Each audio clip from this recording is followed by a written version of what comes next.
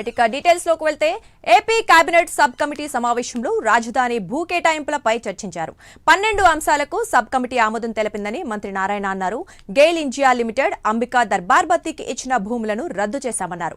2019కి ముందు 130 మందికి భూములు కేటాయిస్తే వారిలో కొందరే నిర్మాణాలు చేశారని మంత్రి తెలిపారు. ప్రస్తుతం అమరావతిలో 10,000 మంది కార్మికులు పనిచేస్తున్నారన్నారు. రానున్న 6 నెలల్లో అన్ని పనులు ప్రారంభమయ్యేలా చూస్తున్నామన్నారు.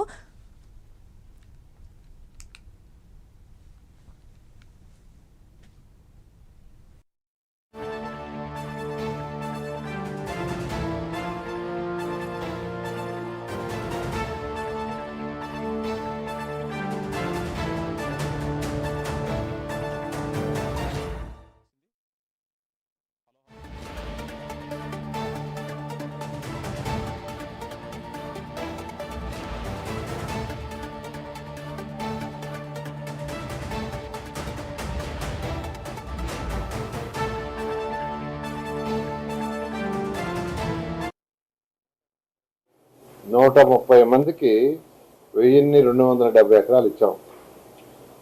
అయితే అందులో కొందరు మాత్రమే కన్స్ట్రక్షన్ కట్టి యాక్టివిటీ స్టార్ట్ చేశారు. ఇంతలోకే గవర్నమెంట్ మార్చడం వల్ల గత ప్రభుత్వం చేసిన నిర్వాహకం వల్ల ఎవరూ ముందుకు రాలా, అందరూ బయటకు వెనక్కిపోయారు. ఎప్పుడైతే అమరావతి రాజధాని 3 ముక్కల ఆట ఆడారో దానికి సంబంధించి ఆ 3 ముక్కల ఆటలో ప్రతి ఒక్కరు భయపడి ఇచ్చిన 130 మందిలో కొద్ది మంది మాత్రమే కన్స్ట్రక్ట్ చేశారు, మిగతా వాళ్ళందరూ ఆగిపోయారు.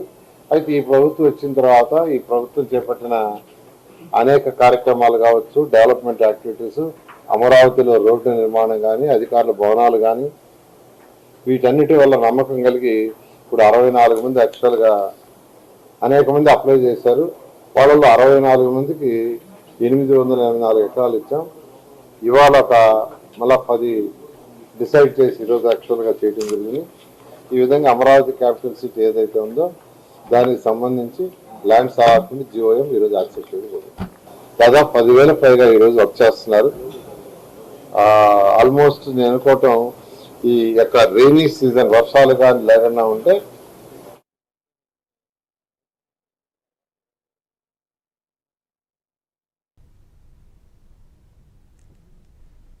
ఇక ఇదే అంశానికి సంబంధించి మరింత సమాచారం మా కరెస్పాండెంట్ శ్రీనివాస్ లైవ్ లో అందిస్తారు. శ్రీనివాస్, చెప్పండి. ఏపీ కేబినెట్ సబ్ కమిటీ సమావేశం జరిగింది. కొన్ని అంశాలను కూడా కీలకంగా మనకి తెలిపినట్టుగా కూడా తెలుస్తోంది. కొన్నిటికి ఆమోదం కూడా తెలిపారు. ఏంటవి, మరి వివరాలేంటి? చేసి ఈ నిర్దాక్షిణ్యంగా ఈ విధంగా పాల్గొనడం జరుగుతుంది. భూముల కేటాయింపుపై ఏర్పాటు చేసిన ఏదైతే మంత్రివర్గ ఉపసంఘం భేటీ ఉందో ఆ రోజు కొద్దిసేపటి క్రితమే ముగిసింది. పురపాలక శాఖ మంత్రి నారాయణ అధ్యక్షతన జరిగిన ఈ మంత్రివర్గ ఉపసంఘం సమావేశంలో పరిశ్రమల శాఖ మంత్రి టీజీ భరత్తో పాటు అలాగే సిఆర్డీకి సంబంధించిన అధికారులు, ఇతర పరిశ్రమల శాఖ అధికారులు కూడా ఈ సమావేశంలో పాల్గొన్నారు. అయితే ఆర్థిక శాఖ మంత్రి పయ్యావుల కేసుతో పాటు అలాగే పర్యాటక శాఖ మంత్రి కందుల దుర్గేష్ కూడా ఈ కమిటీలో సభ్యులుగా ఉన్నారు. వాళ్ళిద్దరు కూడా జూమ్ మీటింగ్ ద్వారా కూడా వాళ్ళు ఈ మంత్రివర్గ ఉపసంఘానికి కూడా వాళ్ళు జూమ్ మీటింగ్ ద్వారా కూడా హాజరయ్యారు. అయితే ఈరోజు జరిగిన ప్రధానంగా చూసుకుంటే ఏదైతే ఈ రాజధాని ప్రాంతంలో భూముల కేటాయింపుపై జరిగిన ఏదైతే మంత్రివర్గ ఉపసంఘం భేటీలో కూడా దాదాపు 16 అంశాలకు సంబంధించి కూడా దాదాపు ఈరోజు 12 అంశాలకు కూడా చర్చించి ఈరోజు మంత్రివర్గ ఉపసంఘం భేటీ ఆమోదం తెలిపింది. దీంట్లో ప్రధానంగా చూసుకుంటే అయితే 2014-2019 అంటే గత టీడీపీ ప్రభుత్వ హయాంకు సంబంధించి కూడా అప్పట్లో రాజధాని ప్రాంతంలో కొన్ని భూములు కేటాయింపు చేశారు. దీంట్లో 4 సంస్థలకు సంబంధించి కూడా అప్పట్లో కేటాయించిన భూములు కూడా తిరిగి ఆమోదిస్తూ కూడా వాళ్ళకి భూములు కేటాయిస్తూ కూడా ఈరోజు మంత్రివర్గ ఉపసంఘం నిర్ణయం తీసుకుంది. ప్రధానంగా చూసుకుంటే ఈ 4 సంస్థలు ప్రధానంగా చూసుకున్నట్టు సెంటర్ ఆఫ్ బ్యూరో ఇన్వెస్టిగేషన్కు సంబంధించి కూడా రాజధాని ప్రాంతంలో 2 ఎకరాల భూములు ఇస్తూ కూడా ఈరోజు మంత్రివర్గ ఉపసంఘం ఆమోదం తెలిపింది. అలాగే జియాలజికల్ సర్వే ఆఫ్ ఇండియా సంబంధించి కూడా ఈ సంస్థ కూడా 2 ఎకరాల భూములు కేటాయిస్తూ కూడా ఈరోజు మంత్రివర్గం ఉపసంఘం ఆమోదం తెలిపింది. అలాగే స్టేట్ ఫోరెన్సిక్స్ సైన్స్ ల్యాబ్కి ఇక్కడ ప్రత్యేకంగా రాజధాని ప్రాంతంలో ఏర్పాటు చేయబోతున్నారు. దానికి సంబంధించి కూడా 5 ఎకరాల భూములు కూడా కేటాయిస్తూ కూడా ఈరోజు మంత్రివర్గ ఉపసంఘం ఆమోదం తెలిపింది. అలాగే ఆంధ్రప్రదేశ్ కోఆపరేటివ్ బ్యాంక్ లిమిటెడ్కి సంబంధించి కూడా 3 ఎకరాల భూములు కేటాయిస్తూ కూడా ఈరోజు మంత్రివర్గ ఉపసంఘం గ్రీన్ సిగ్నల్ ఇచ్చింది. అలాగే ఈ 4 సంస్థలకు సంబంధించి కూడా భూములు కేటాయింపు ఏది చేశారో గతంలో దాన్ని రివైజ్ చేస్తూ కూడా ఈరోజు ఆమోదం తెలిపింది. అలాగే 2018 2014-19 సంబంధించి కూడా ఏదైతే 2 సంస్థలకు భూ కేటాయింపులు రద్దు చేస్తూ కూడా ఈరోజు మంత్రివర్గ ఉపసంఘం ఆమోదం తెలిపింది. ఇందులో ప్రధానంగా గెయిల్ ఇండియాకి సంబంధించి కూడా గెయిల్ ఇండియా ప్రైవేట్ లిమిటెడ్ అలాగే అంబికా అగర్బత్తికి సంబంధించి కూడా ఈ 2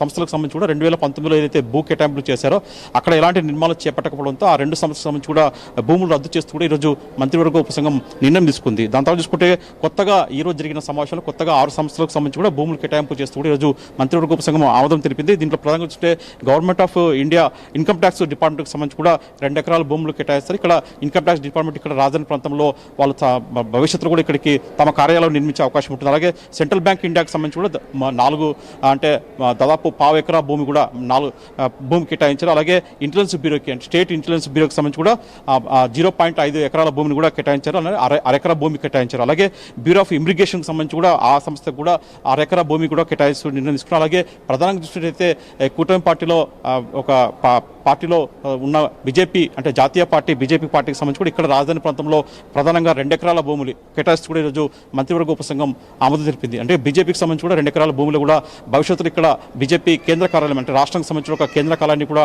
ఇక్కడ నిర్మించేందుకు కూడా వీలుగా కూడా 2 ఎకరాల భూములు కేటాయిస్తూ కూడా ఈరోజు మంత్రివర్గ ఉపసంఘం గ్రీన్ సిగ్నల్ ఇచ్చింది. అలాగే మొత్తం దాదాపు 2014-2019కి సంబంధించి కూడా దాదాపు 130 సంవత్సరాలకు సంబంధించి కూడా దాదాపు ఇప్పటిదాకా 1270 ఎకరాల భూములు ఇక్కడ రాజధాని ప్రాంతంలో కేటాయించారు. ఈ సంవత్సరం కొంతమంది మాత్రమే నిర్మాణాలు చేపట్టారు. మిగిలిన వాళ్ళు కూడా ఇంకా ఎలాంటి నిర్మాణాలు చేపట్టలేదు. దీనిపైన కూడా భవిష్యత్తులో జరిగే మంత్రివర్గ ఉపసంఘం భేటీలు కూడా చర్చించి దానిపైన కూడా నిర్ణయం తీసుకునే అవకాశం ఉంటుంది.